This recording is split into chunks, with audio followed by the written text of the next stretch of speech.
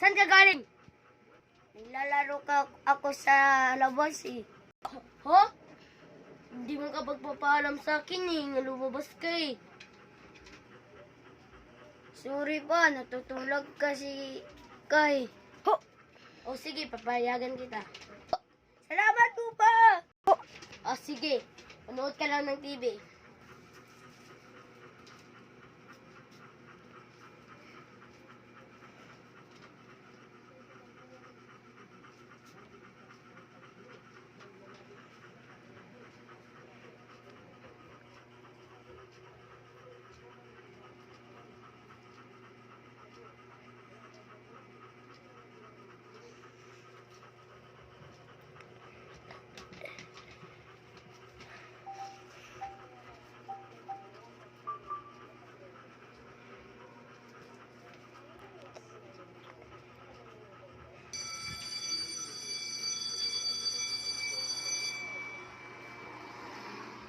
Nasaan na kaya sila Jopet?